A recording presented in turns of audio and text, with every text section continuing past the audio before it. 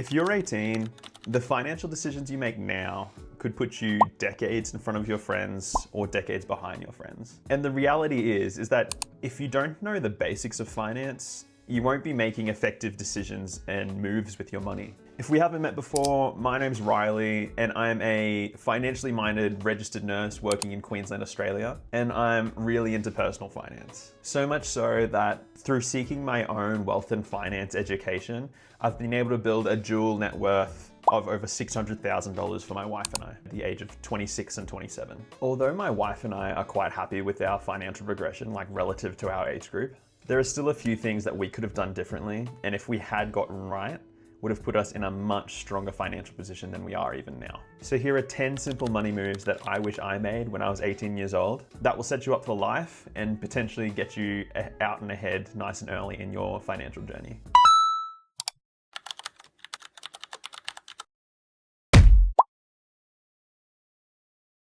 So number one, super boring, but it's to get educated.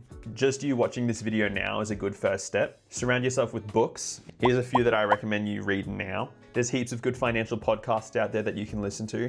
Great for just like a commute to work, just to have on and be learning things while you drive. And like I said, subscribe to this YouTube channel, and there's heaps of other finance YouTube channels out there as well. There's that old saying that you become the combination of like the 5 people you hang out with most. Luckily, in this age of technology, we can kind of like artificially benefit from that in a way by surrounding ourselves with things like podcasts, YouTube, books, all of these different informational mediums you learning from on a day-to-day basis so that you over time become more financially minded and you've got that information in your head ready to make the right decision. 2, set a few financial goals for yourself.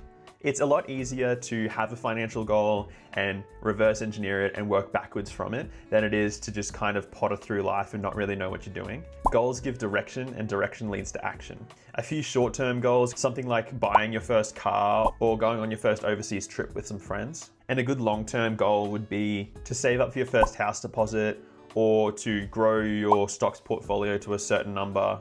I'm not sure, but have goals set in place so that you've got a direction of where to go. Start working towards these goals today. And if you haven't gotten one already, a side tip is to get a job. This is kind of tip 2.5, but get a job, have some money coming in, get that work experience so you can get a good reference and have it on your resume. And again, that's surrounding yourself with learning opportunities. You're part of a business and you get to watch how a business works, and you can keep a close eye on your managers for how they go about their day-to-day and what they're doing. Tip number 3 is set up some bank accounts. You don't need to stick with the same bank account that your mum set up for you when you were 5 years old. Do a little bit of research and find a bank that works for you. And the biggest thing that I want you guys to focus on when looking for your first bank is no fees. Say it with me, people.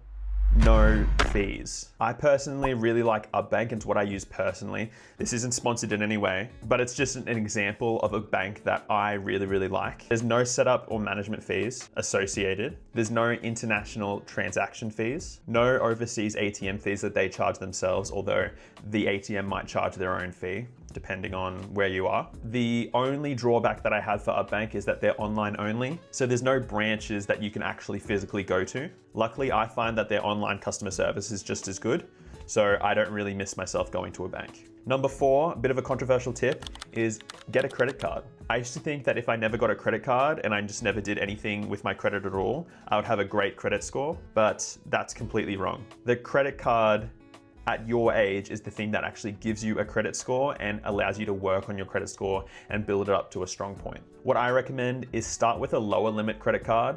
Don't expose yourself to too much risk, especially when you don't really know how they work, and just buy something for like 20 bucks, 30 bucks, and just pay it off immediately. And doing that once a month will give you a great credit score in time to come. There's a few things that this will do. 1, it'll teach you how credit cards work. So another learning opportunity for you in the early parts of your financial journey. 2, this will also positively affect your credit score. And 3, it won't open you up to too much risk. If your parents are anything like my parents, they only ever used debit cards. They were too scared of credit cards. Why this is such an important tip is that when Sophie and I actually went to apply for our loan when we were building the house that I'm in now, because I had never used a credit card and Sophie had never used a credit card, so we didn't really have a credit score really at all. That really limited our borrowing capacity and therefore limited the things that we could have done with this house and the blocks that we could have gotten, the opportunities and decisions we could have made. If you get started on this now, all it means is that you'll have more opportunity in the future. Now, when you're applying for a credit card again, a few things to look out for is make sure that there's no annual fees on this credit card. And I would recommend just get a credit card with a bank that has a physical branch so that if you're having any issues, any technical issues, you can just go into the bank. There's a few banks, I won't mention any names, that have horrible online service. So if you're struggling paying off your card and the due date's coming up, you want that physical branch just to go in and so that they can help you pay it off. Only do this if you know that you have a lot of self-control and you're not just gonna go crazy with your spending on this credit card. And make sure you pay it off in full every time, because one late credit card payment can undo all of this work and make your credit score look quite bad. A good rule of thumb for this is only ever buy something that you know you could buy right now, that you already have money for in your bank account. Therefore, you're not overspending, and then when the bill comes, you've got the money ready to go. Tip number 5 is to learn budgeting early.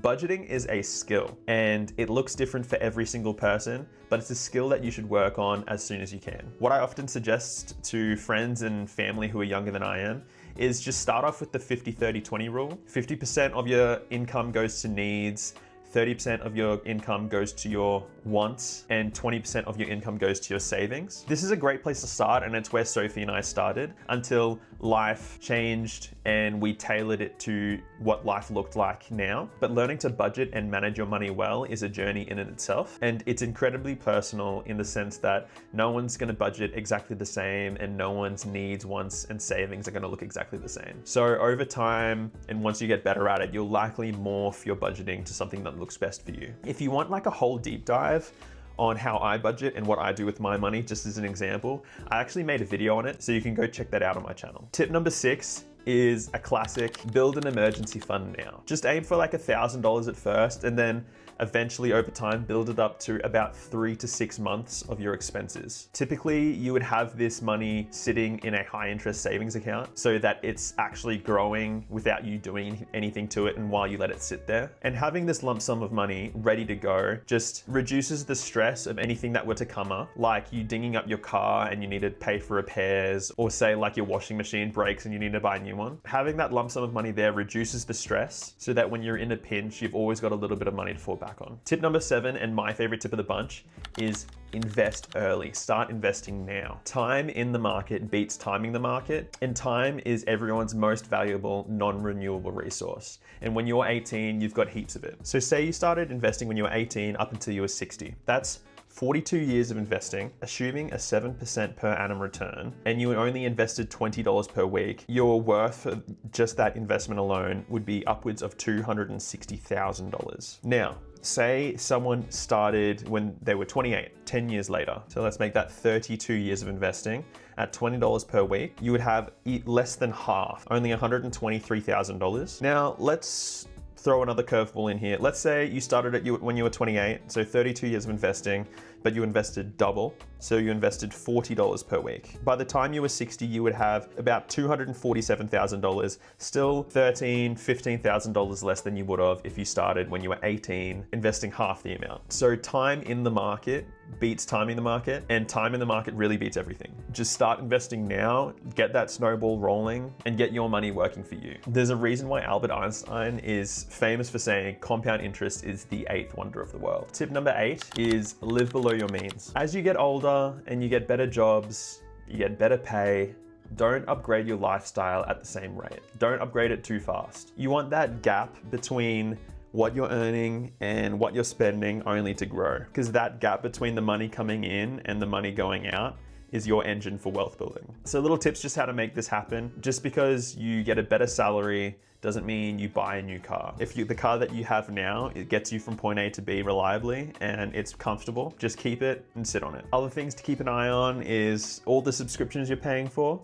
My wife and I, we only pay for one, and then when we get sick of one, we move on to the next and cancel the old one. Just little things like this and doing a little budget every single month, keeping the money going out low means that you have more money at your disposal to build your emergency fund and invest. I'm not saying never go out with your friends. I'm not saying never go on a trip overseas. I'm just saying investing comes first. That stuff comes second. So set some investing goals, and as long as you're hitting those every single month, you can do what you want with the rest. Tip number 9 is to avoid bad high interest debt. Make sure you pay your credit cards off on time, don't use Afterpay, and avoid car loans if possible. Just because you own a Ferrari that you're paying off every single month, that might make you look rich, but it doesn't make you rich. Just like how the compound interest can scale your wealth like I showed before, something that you also have to be aware of is that debt compounds too. So if you've got debt on a credit card and you can't pay it off, every single month that's going to be compounding too, but putting you into the negatives. Tip number 10, and the last tip of the video, is